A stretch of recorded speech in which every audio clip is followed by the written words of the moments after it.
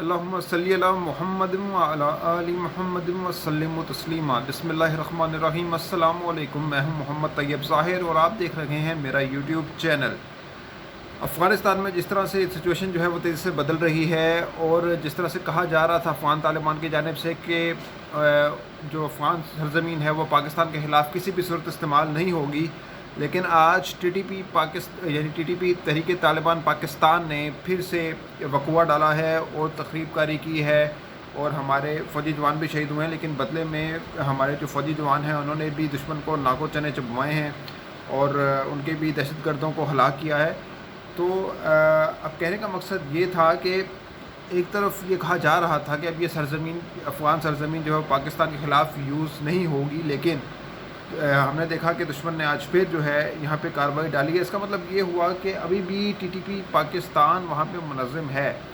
وہاں پہ ابھی بھی دہشت گردی کے کیمپ موجود ہیں جن کا صفایا کرنا بہرحال اب وہاں کی حکومت کی ذمہ داری، یعنی افغانستان کی حکومت کی ذمہ داری ہے، جو طالبان کے کنٹرول میں ہے اس وقت، ان کے کنٹرول میں ہے یہ افغانستان، اور ان کے ہی اب کنٹرول میں ہے اقتدار۔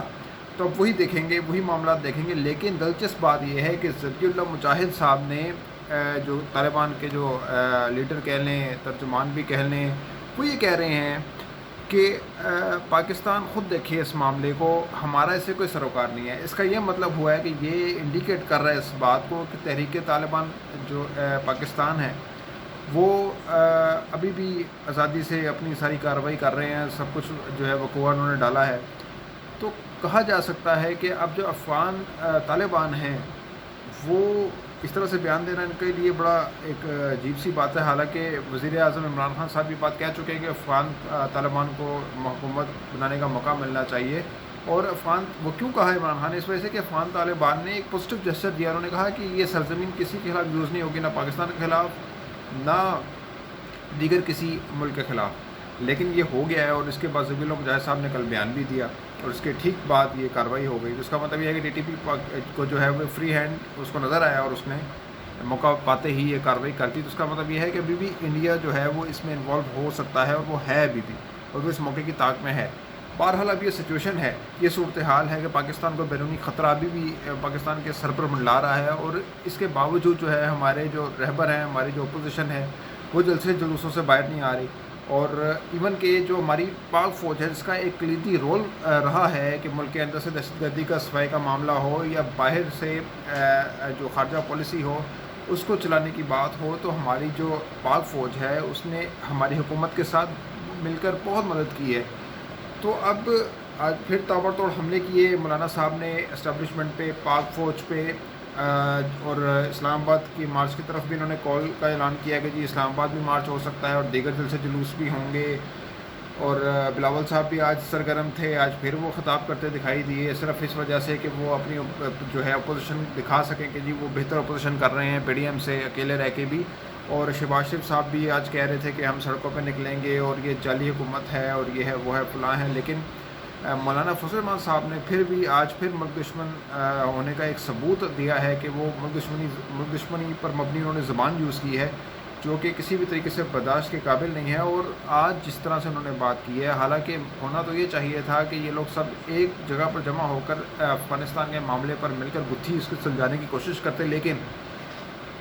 یہاں اپنے مفادات ہیں۔ انہوں نے یہاں پہ اس کو کہا جی کہ سلیکٹڈ گورنمنٹ ہے، 2018 کے الیکشن پہ ڈاکہ مارا ہے۔ اسی طرح میاں نواز شریف صاحب بھی تھے، انہوں نے بھی یہی باتیں کی کہ جی دھاندلی ہے، یہ ہوا ہے، فوج لائی ہے، سب کچھ فوج کر رہی ہے، اس کے کنٹرول میں ہے، جب تک یہ ہوگا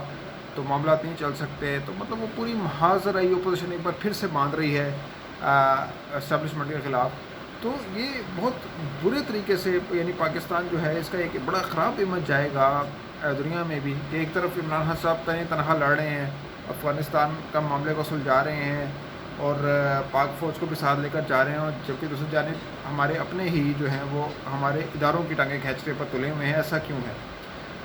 تو یہ سارا سین ہے اور یہ سارا سینیریو ہے، اور اب لوگوں پر مزید واضح ہوتا چلا جا رہا ہے کہ کون اپنے فائدے کی بات کر رہا ہے اور کون ملک کا سوچ رہا ہے۔ تو یہی وجہ ہے کہ پی ڈی ایم کے جلسے پہلے بھی ناکامی کا باعث بنے، اور اب بھی وہ جلسے جو ہیں وہ اب دیکھنا یہ ہے کہ یہ جلسہ بارہ بھی انہوں نے اچھا کیا، لیکن آنے والے وقتوں میں دیکھا جائے گا کہ آگے یہ تحریک کتنی زور پکڑتی ہے، اور یہ ظاہر سی بات ہے تحریک عوامی طاقت کے بغیر نہیں چل سکتی. تو لگتا نہیں ہے کہ پی ڈی ایم اس بار بھی ابھرے گی، کیونکہ ان کے آپس کے اختلافات ہیں، قصہ پرینا ہو چکی ہے. یہ اس طرح سے مولانا فضل الرحمان صاحب نے پیپلز پارٹی کے لیے بھی الفاظ یوز کیے ہیں، اور ایک طرف استعفوں کی بھی بات کی جاتی ہے. تو استعفے تو پیپلز پارٹی کے بغیر یہ دے ہی نہیں سکتا. اگر یہ دیں گے تو ان کی سیٹوں پہ الیکشن ہو جانے ہیں اور حکومت میں بیٹھ جانا ہے وہاں پہ، تو پیپلز پارٹی جو ہے اس کو کوئی فرق نہیں پڑے گا. پیپلز پارٹی اپنی سیٹوں پہ براجمان رہے گی، کیونکہ وہ جانتے ہیں کہ اگر ہم سیٹیں چھوڑ دیں تو اس کا فائدہ الٹیمیٹلی جو ہے وہ گورنمنٹ کو ہوگا. تو بس مفادات کا ٹولہ ہے، راز کھل رہے ہیں اپوزیشن کے، بید کھل رہے ہیں اپوزیشن کے مقاصد کیا ہیں، یہ عوام پر باقاعدہ جو ہے وہ واضح ہوتے چلے جا رہے ہیں کہ ان کی سیاست جو ہے وہ منفی رویے کو جو ہے وہ بڑھاوا دے رہی ہے. تو یہی ساری سچویشن تھی، یہی ساری صورتحال ہے. اور جیسے جیسے مزید